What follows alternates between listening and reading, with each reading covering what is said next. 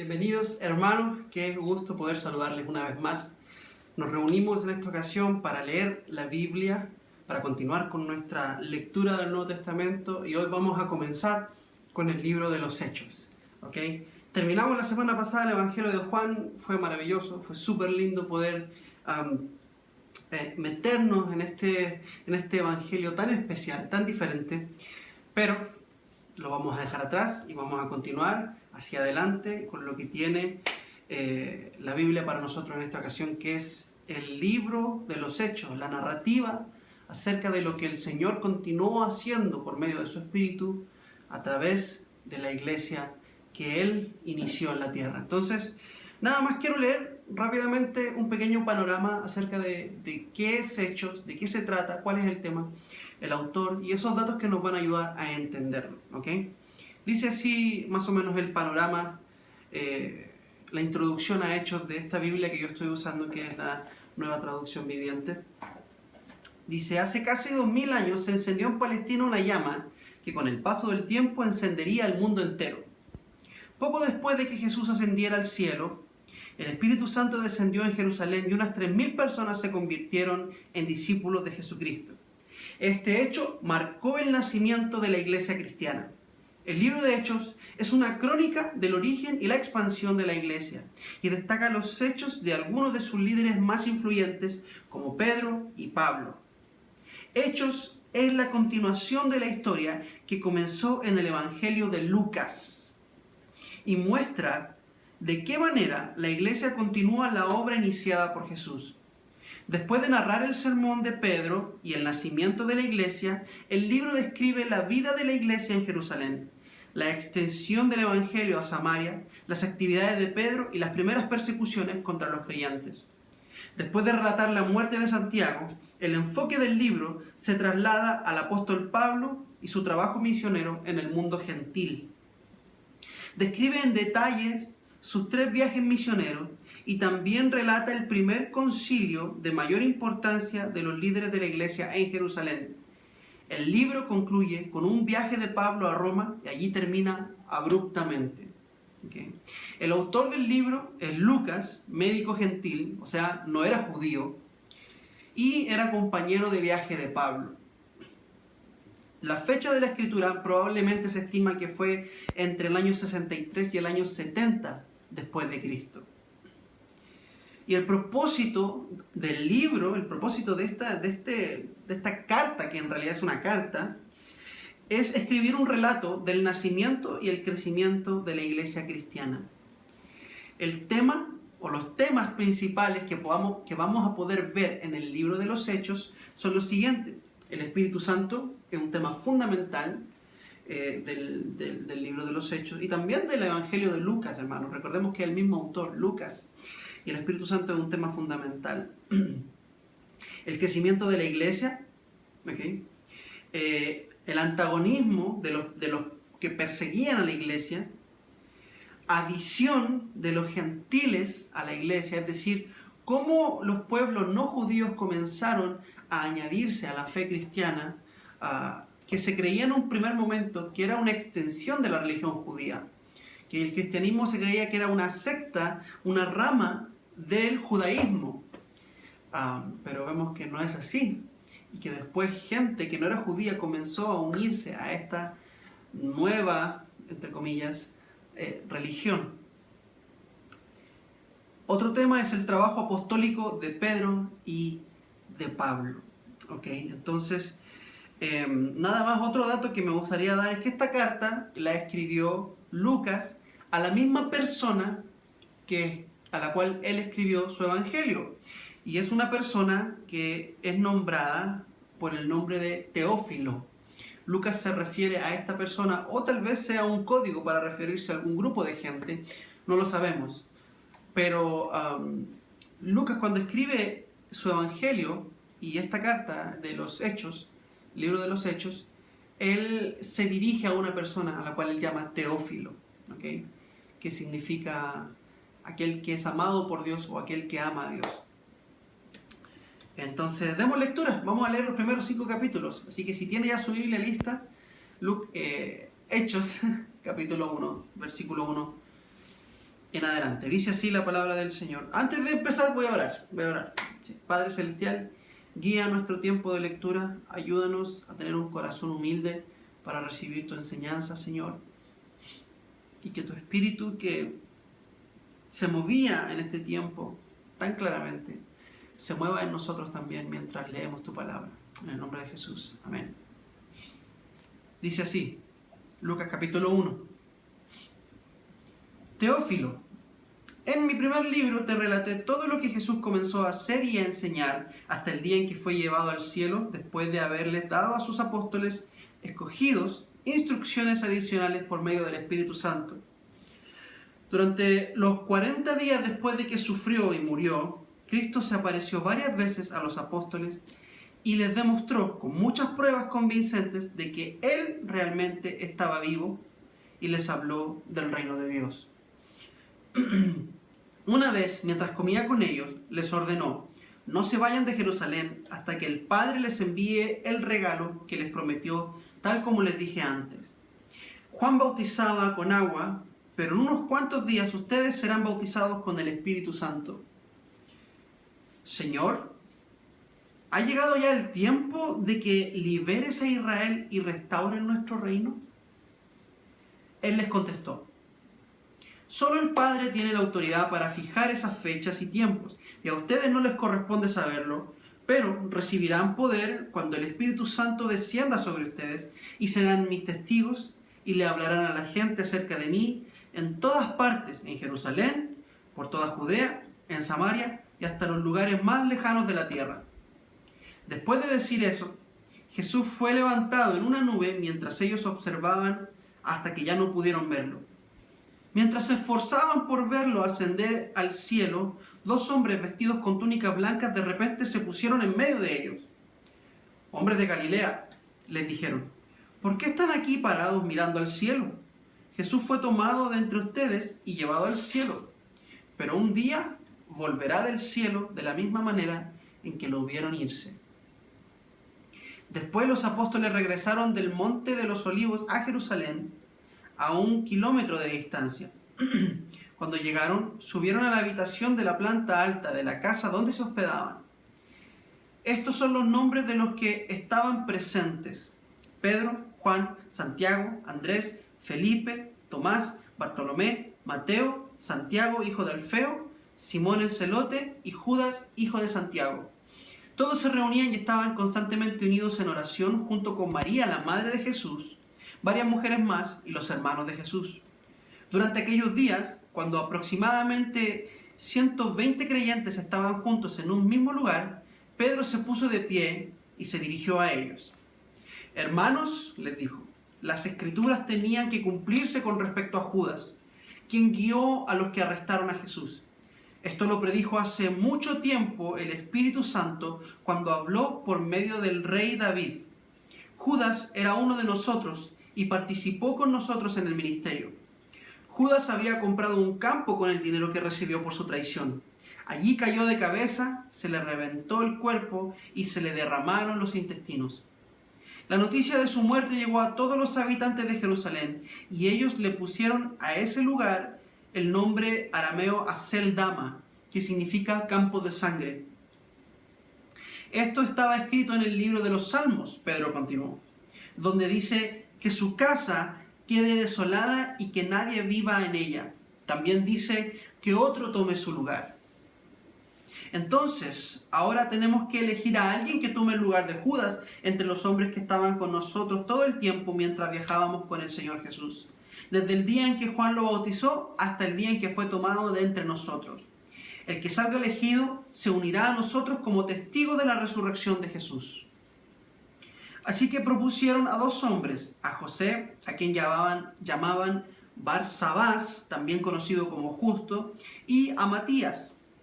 Después todos ellos oraron: Oh Señor, tú conoces cada corazón, muéstranos a cuál de estos hombres has elegido como apóstol para que tome el lugar de Judas en este ministerio, porque él nos ha abandonado y se ha ido al lugar que le corresponde.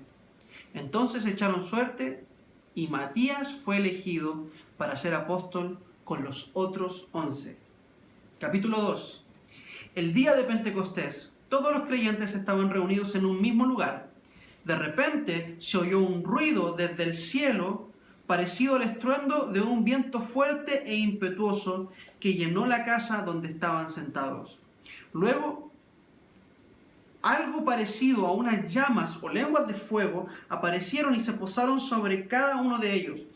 Todos los presentes fueron llenos del Espíritu Santo y comenzaron a hablar en otros idiomas, conforme el Espíritu Santo les daba esa capacidad. En esa ocasión había judíos devotos de todas las naciones que vivían en Jerusalén.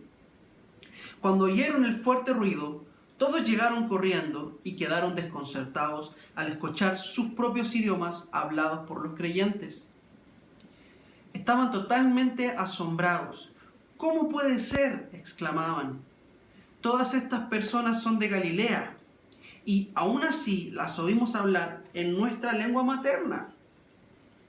Aquí estamos nosotros, partos, medos, elamitas, gente de Mesopotamia, Judea, Capadocia, Ponto, de la provincia de Asia, Frigia, Panfilia, Egipto y de las áreas de Libia alrededor de Cirene.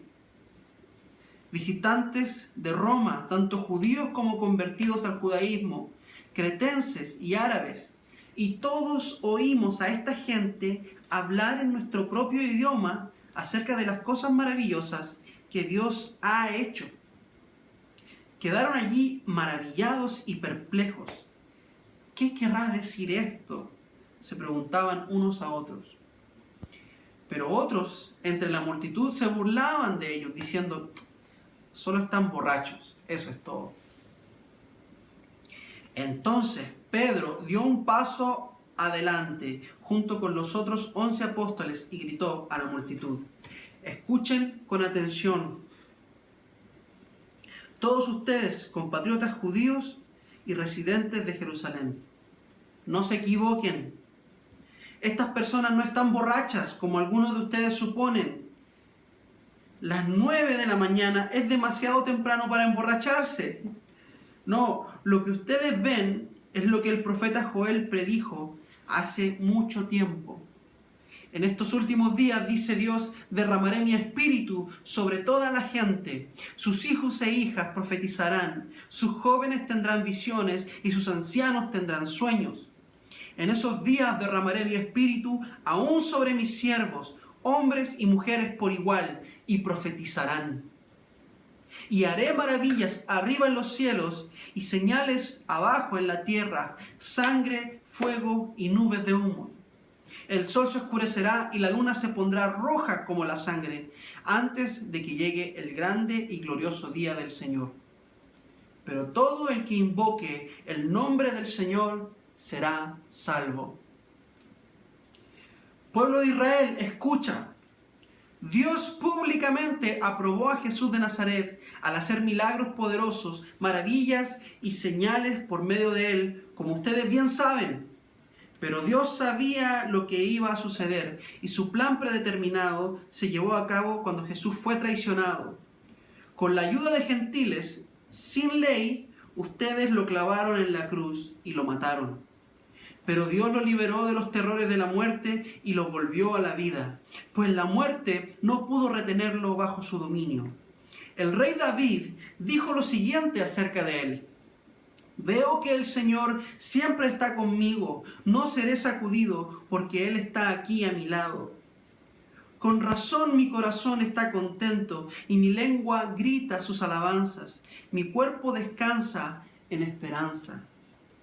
Pues tú no dejarás mi alma entre los muertos, ni permitirás que tu santo se pudra en la tumba. Me has mostrado el camino de la vida y me llenarás con la alegría de tu presencia. Queridos hermanos, piensen en esto.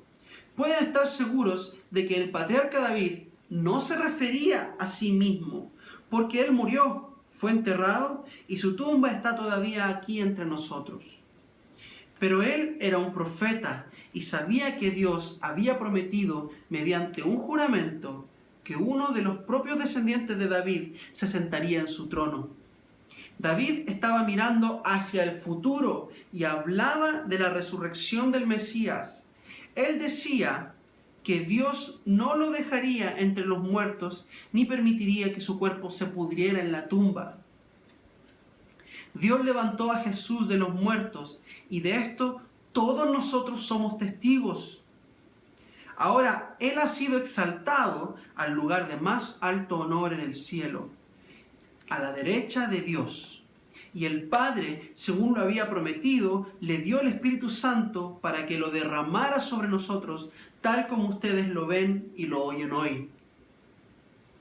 Pues David nunca ascendió al cielo, sin embargo, dijo, el Señor le dijo a mi Señor, siéntate en el lugar de honor a mi derecha, hasta que humille a tus enemigos y los ponga por debajo de tus pies. Por lo tanto, que todos en Israel sepan, sin lugar a dudas, que a este Jesús, a quien ustedes crucificaron, Dios lo ha hecho tanto Señor como Mesías. Las palabras de Pedro traspasaron el corazón de ellos, quienes le dijeron a él y a los demás apóstoles, hermanos, ¿qué debemos hacer? Pedro contestó, cada uno de ustedes debe arrepentirse de sus pecados y volver a Dios y ser bautizados en el nombre de Jesucristo para el perdón de sus pecados. Entonces recibirán el regalo del Espíritu Santo. Esta promesa es para ustedes, para sus hijos y para los que están lejos, es decir, para todos los que han sido llamados por el Señor nuestro Dios. Entonces Pedro siguió predicando por largo rato y les rogaba con insistencia a todos sus oyentes, sálvense de esta generación perversa. Los que creyeron lo que Pedro dijo fueron bautizados y sumados a la iglesia en ese mismo día, como 3,000 en total. Wow. Todos los creyentes se dedicaban a las enseñanzas de los apóstoles, a la comunión fraternal y a participar juntos en las comidas, entre ellas la cena del Señor y a la oración. Y un profundo temor reverente vino sobre todos ellos, y los apóstoles realizaban muchas señales milagrosas y maravillas. Todos los creyentes se reunían en un mismo lugar y compartían todo lo que tenían. Vendían sus propiedades y posesiones y compartían el dinero con aquellos en necesidad. Adoraban juntos en el templo cada día. Se reunían en casas para la cena del Señor y compartían sus comidas con gran gozo y generosidad. Todo el tiempo alabando a Dios y disfrutando de la buena voluntad de toda la gente. Y cada día el Señor agregaba a esa comunidad cristiana los que iban siendo salvos. Amén. Capítulo 3. Cierta tarde, Pedro y Juan fueron al templo para participar en el servicio de oración de las 3 de la tarde. Mientras se acercaban al templo, llevaban cargando a un hombre cojo de nacimiento. Todos los días lo ponían junto a la puerta del templo, la que se llama Hermosa, para que pidiera limosna a la gente que entraba. Cuando el hombre vio que Pedro y Juan estaban por entrar, les pidió dinero. Pedro y Juan lo miraron fijamente y Pedro le dijo, míranos.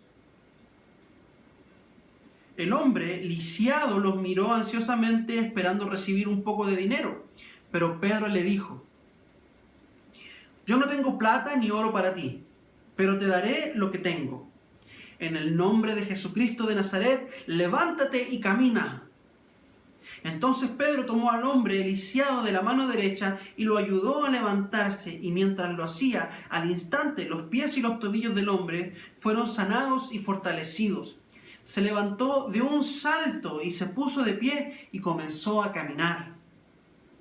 Luego entró en el templo con ellos caminando, saltando y alabando a Dios. Toda la gente lo vio caminar y lo oyó adorar a Dios. Cuando se dieron cuenta de que él era el mendigo cojo que muchas veces habían visto junto a la puerta Hermosa, quedaron totalmente sorprendidos. Llenos de asombro, salieron todos corriendo hacia el pórtico de Salomón, donde estaba el hombre sujetando fuertemente a Pedro y a Juan. Pedro vio esto como una oportunidad y se dirigió a la multitud. Pueblo de Israel, dijo, ¿qué hay de sorprendente en esto? ¿Y por qué nos quedan viendo como si hubiéramos hecho caminar a este hombre con nuestro propio poder o nuestra propia rectitud? Pues es el Dios de Abraham, de Isaac y de Jacob, el Dios de todos nuestros antepasados, quien dio gloria a su siervo Jesús al hacer este milagro. Es el mismo Jesús a quien ustedes rechazaron y entregaron a Pilato. Y a pesar de que Pilato había decidido ponerlo en libertad, ustedes rechazaron a ese santo y justo y en su lugar exigieron que soltaran a un asesino. Ustedes mataron al autor de la vida, pero Dios lo levantó de los muertos y nosotros somos testigos de ese hecho. Por la fe en el nombre de Jesús, este hombre fue sanado y ustedes saben que él antes era un inválido. La fe en el nombre de Jesús lo ha sanado delante de sus propios ojos. Amigos, yo entiendo que lo que ustedes y sus líderes le hicieron a Jesús fue hecho en ignorancia. Pero Dios estaba cumpliendo lo que los profetas predijeron acerca del Mesías, que él tenía que sufrir estas cosas. Ahora pues, arrepiéntanse de sus pecados y vuelvan a Dios para que sus pecados sean borrados. Entonces, de la presencia del Señor vendrán tiempos de refrigerio y Él les enviará nuevamente a Jesús, el Mesías, designado para ustedes. Pues Él debe permanecer en el cielo hasta el tiempo de la restauración final de todas las cosas, así como Dios lo prometió desde hace mucho mediante sus santos profetas. Moisés dijo, el Señor Dios de ustedes les levantará un profeta como yo de entre su propio pueblo.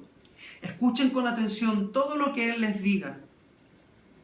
Luego Moisés dijo, cualquiera que no escuche a ese profeta será totalmente excluido del pueblo de Dios. Comenzando con Samuel, cada profeta habló acerca de lo que sucede hoy en día. Ustedes son los hijos de esos profetas y están incluidos en el pacto que Dios les prometió a sus antepasados. Pues Dios le dijo a Abraham, todas las familias de la tierra serán bendecidas por medio de tus descendientes. Cuando Dios levantó a su siervo Jesús, lo envió primero a ustedes, pueblo de Israel, para bendecirlos al hacer que cada uno se aparte de sus caminos pecaminosos. Capítulo 4.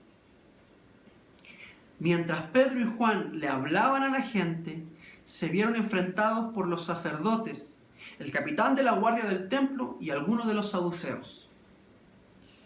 Estos líderes estaban sumamente molestos porque Pedro y Juan enseñaban a la gente que hay resurrección de los muertos por medio de Jesús. Los arrestaron y como ya era de noche, los metieron en la cárcel hasta la mañana siguiente. Pero muchos de los que habían oído el mensaje lo creyeron, así que el número de creyentes ascendió a un total aproximado de 5.000 hombres, sin contar a las mujeres y a los niños. Al día siguiente, el concilio, integrado por todos los gobernantes, ancianos y maestros de la ley religiosa, se reunió en Jerusalén. El sumo sacerdote, Anás, estaba presente junto con Caifás, Juan, Alejandro y otros parientes del sumo sacerdote. Hicieron entrar a los dos discípulos y les preguntaron, ¿con qué poder o en nombre de quién han hecho ustedes esto? Entonces Pedro, lleno del Espíritu Santo, les dijo, gobernantes y ancianos de nuestro pueblo, ¿nos interrogan hoy por haber hecho una buena obra a un inválido? ¿Quieren saber cómo fue sanado? Déjenme decirles claramente, tanto a ustedes como a todo el pueblo de Israel, que fue sanado por el poderoso nombre de Jesucristo de Nazaret. El hombre a quien ustedes crucificaron, pero a quien Dios levantó de los muertos. Pues es Jesús a quien se refiere la Escritura cuando dicen, la piedra que ustedes, los constructores, rechazaron, ahora se ha convertido en la piedra principal. En ningún otro hay salvación. Dios no ha dado ningún otro nombre bajo el cielo mediante el cual podamos ser salvos. Los miembros del concilio quedaron asombrados cuando vieron el valor de Pedro y de Juan, porque veían que eran hombres comunes, sin ninguna preparación especial en las Escrituras. También los identificaron como hombres que habían estado con Jesús. Sin embargo, dado que podían ver allí de pie entre ellos al hombre que había sido sanado, no hubo nada que el concilio pudiera decir. Así que les ordenaron a Pedro y a Juan que salieran de la sala del concilio y consultaron entre ellos. ¿Qué debemos hacer con estos hombres?, se preguntaban unos a otros. No podemos negar que han hecho una señal milagrosa y todos en Jerusalén ya lo saben. Así que para evitar que se siga divulgando su propaganda aún más, tenemos que advertirles que no vuelvan a hablar con nadie en el nombre de Jesús. Entonces llamaron nuevamente a los apóstoles y les ordenaron que nunca más hablaran ni enseñaran en el nombre de Jesús. Pero Pedro y Juan respondieron: ¿acaso piensan que Dios quiere que los obedezcamos a ustedes en lugar de a Él? Nosotros no podemos dejar de hablar acerca de todo lo que hemos visto y oído. Entonces el concilio los amenazó aún más, pero finalmente los dejaron ir porque no sabían cómo castigarlos, sin desatar un disturbio. Pues todos alababan a Dios por esa señal milagrosa, la sanidad de un hombre que había estado lisiado por más de 40 años. Tan pronto como quedaron libres, Pedro y Juan volvieron a donde estaban los demás creyentes y les contaron todo lo que los sacerdotes principales y los ancianos les habían dicho. Cuando los creyentes oyeron las noticias, todos juntos alzaron sus voces en oración a Dios. Oh Señor soberano, creador del cielo y de la tierra, del mar y de todo lo que hay en ellos. Hace mucho tiempo tú hablaste por el Espíritu Santo mediante nuestro antepasado David, tu siervo, y dijiste: ¿por qué estaban tan enojadas las naciones? ¿Por qué perdieron el tiempo en planes inútiles? Los reyes de la tierra se prepararon para la batalla. Los gobernantes se reunieron en contra del Señor y en contra de su Mesías. De hecho, eso ha ocurrido aquí, en esta misma ciudad, pues Herodes Antipas, el gobernador, Poncio Pilato, los gentiles y el pueblo de Israel estaban todos unidos en contra de Jesús, tu santo siervo, a quien tú ungiste.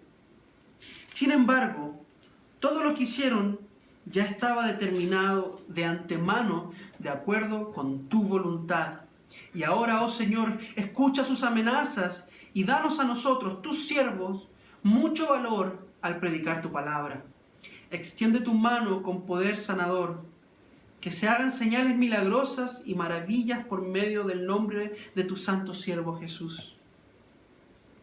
Después de esta oración, el lugar donde estaban reunidos tembló, y todos fueron llenos del Espíritu Santo y predicaban con valentía la palabra de Dios. Todos los creyentes estaban unidos de corazón y en espíritu. Consideraban que sus posesiones no eran propias, así que compartían todo lo que tenían. Los apóstoles daban testimonio con poder de la resurrección del Señor Jesús, y la gran bendición de Dios estaba sobre todos ellos. No había necesitados entre ellos, porque los que tenían terrenos o casas las vendían y llevaban el dinero a los apóstoles para que ellos lo dieran a los que pasaban necesidad. Por ejemplo, había un tal José a quien los apóstoles le pusieron el sobrenombre Bernabé, que significa hijo de ánimo. Él pertenecía a la tribu de Leví y era oriundo de la isla de Chipre. Vendió un campo que tenía y llevó el dinero a los apóstoles. Capítulo 5. Había cierto hombre llamado Ananías, quien, junto con su esposa Zafira, vendió una propiedad y llevó solo una parte del dinero a los apóstoles, pero afirmó que era la suma total de la venta. con el consentimiento de su esposa, se quedó con el resto. Entonces Pedro le dijo: Ananías, ¿por qué has permitido que Satanás llenara tu corazón? Le mentiste al Espíritu Santo y te quedaste con una parte del dinero. La decisión de vender o no la propiedad fue tuya. Y después de venderla, el dinero también era tuyo para regalarlo o no. ¿Cómo pudiste hacer algo así? No nos mentiste a nosotros, sino a Dios. En cuanto Ananías oyó estas palabras, cayó al suelo y murió. Todos los que se enteraron de lo sucedido quedaron aterrados. Después unos muchachos se levantaron, lo envolvieron en una sábana, lo sacaron y lo enterraron. Como 3 horas más tarde entró su esposa sin saber lo que había pasado. Pedro le preguntó: ¿fue este todo el dinero que tú y tu esposo recibieron por la venta de su terreno? Sí, contestó ella, este fue el precio. Y Pedro le dijo: ¿cómo pudieron ustedes dos siquiera pensar en conspirar para poner a prueba al Espíritu del Señor de esta manera? Los jóvenes que enterraron a tu esposo están justo afuera de la puerta. Ellos también te sacarán cargando a ti. Al instante ella cayó al suelo y murió. Cuando los jóvenes entraron y vieron que estaba muerta, la sacaron y la enterraron al lado de su esposo. Gran temor se apoderó de toda la iglesia y de todos los que oyeron lo que había sucedido. Los apóstoles hacían muchas señales milagrosas y maravillas entre la gente, y todos los creyentes se reunían con frecuencia en el templo, en el área conocida como el Pórtico de Salomón. Pero nadie más se atrevía a unirse a ellos, aunque toda la gente los tenía en alta estima. Sin embargo, cada vez más personas, multitudes de hombres y mujeres, creían y se acercaban al Señor. Como resultado del trabajo de los apóstoles, la gente sacaba a los enfermos a las calles en cama y camillas para que la sombra de Pedro cayera sobre alguno de ellos cuando él pasaba. Multitudes llegaban desde las aldeas que rodeaban a Jerusalén y llevaban a sus enfermos y a los que estaban poseídos por espíritus malignos, y todos eran sanados. El sumo sacerdote y sus funcionarios, que eran saduceos, se llenaron de envidia.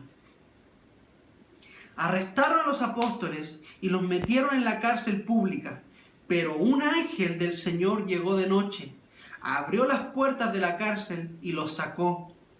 Luego les dijo: vayan al templo y denle a la gente este mensaje de vida.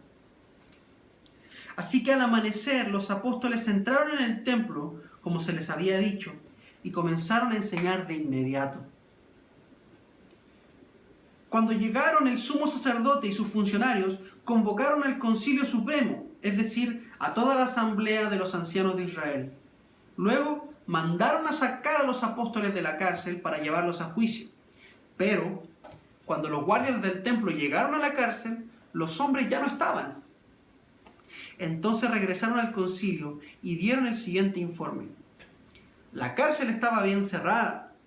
Los guardias estaban afuera en sus puestos. Pero cuando abrimos las puertas, no había nadie. Cuando el capitán de la guardia del templo y los sacerdotes principales oyeron esto, quedaron perplejos y se preguntaban en qué iba a terminar todo el asunto. Entonces alguien llegó con noticias sorprendentes. Los hombres que ustedes metieron en la cárcel están en el templo enseñando a la gente. El capitán fue con los guardias del templo y arrestó a los apóstoles, pero sin violencia, porque tenían miedo de que la gente los apedreara. Después llevaron a los apóstoles ante el Concilio Supremo, donde los confrontó el sumo sacerdote. Les ordenamos estrictamente que no enseñaran nunca más en nombre de ese hombre, les dijo. En lugar de esto, han llenado a toda Jerusalén con la enseñanza acerca de él y quieren hacernos responsables por su muerte. Pero Pedro y los apóstoles respondieron: nosotros tenemos que obedecer a Dios antes que a cualquier autoridad humana.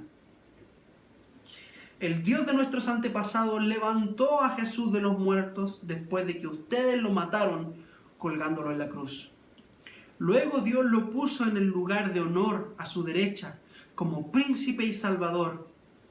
Lo hizo para que el pueblo de Israel se arrepintiera de sus pecados y fueran perdonados.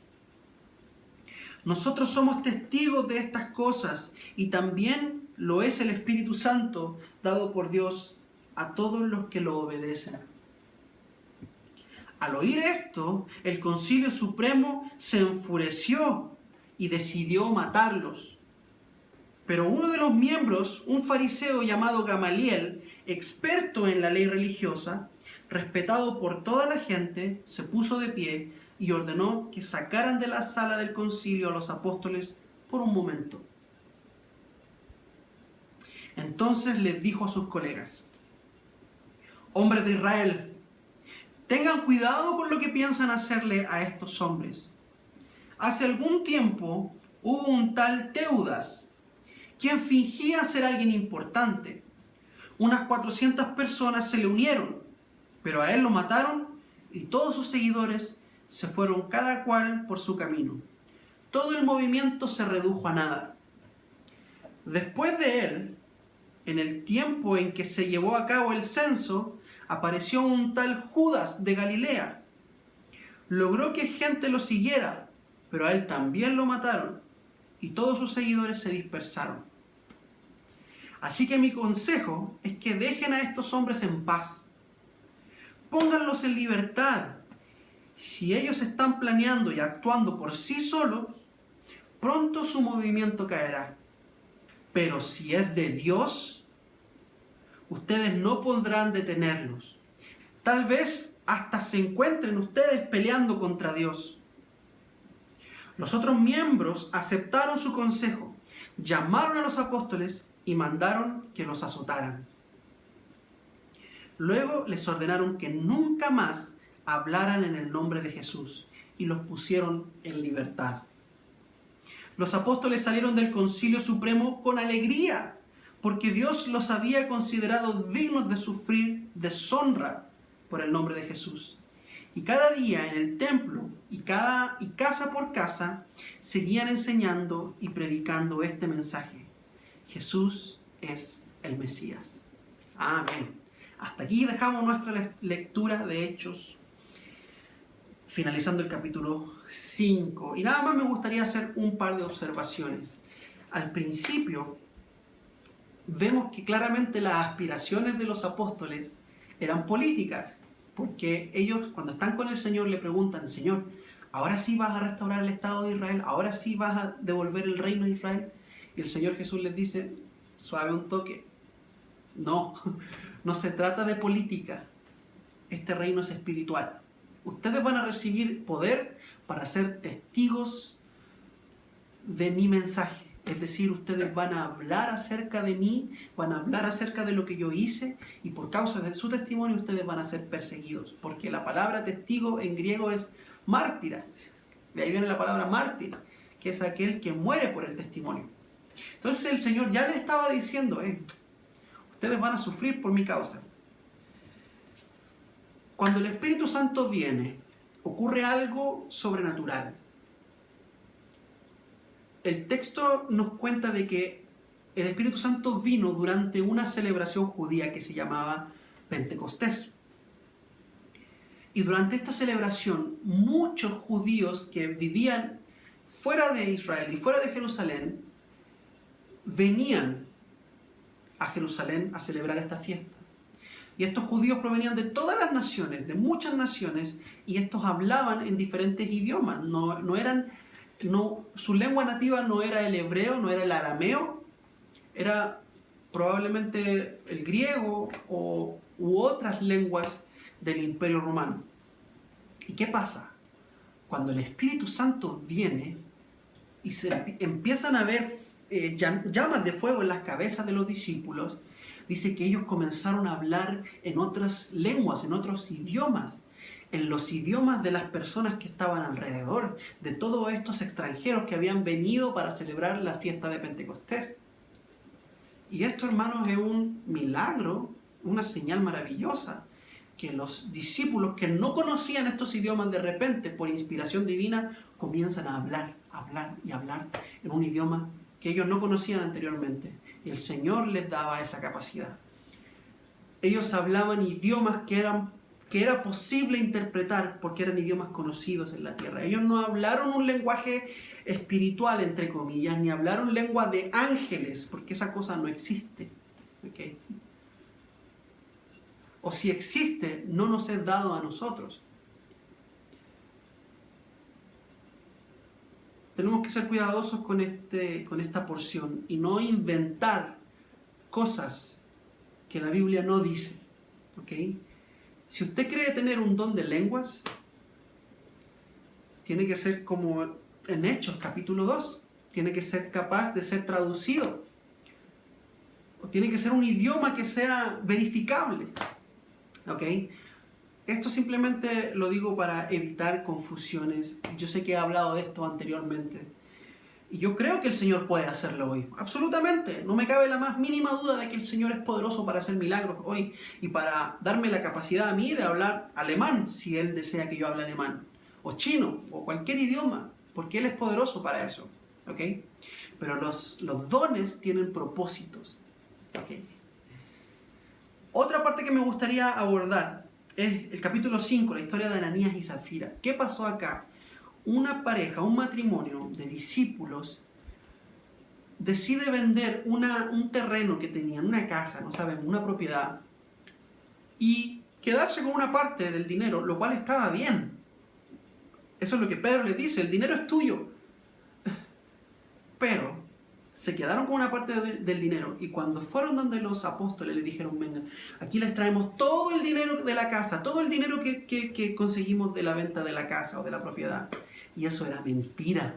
Eso era mentira. Y ellos quisieron mentirle al Señor, a los apóstoles y al Espíritu de Dios. Ellos querían aparentar ser más generosos de lo que realmente eran. Ellos perfectamente podían haberle dicho a Pedro, hey Pedro, mira, vendimos esta casa, nos quedamos con la mitad, les damos la otra mitad para que lo distribuyan entre los hermanos. Y todo hubiese estado bien. Y eso es lo que Pedro le dice, no tenías que hacer esto, ¿por qué decidiste venir con una imagen de piedad, de generosidad falsa? No tenías que hacer esto. Y por mentirle al Señor, hoy vas a morir.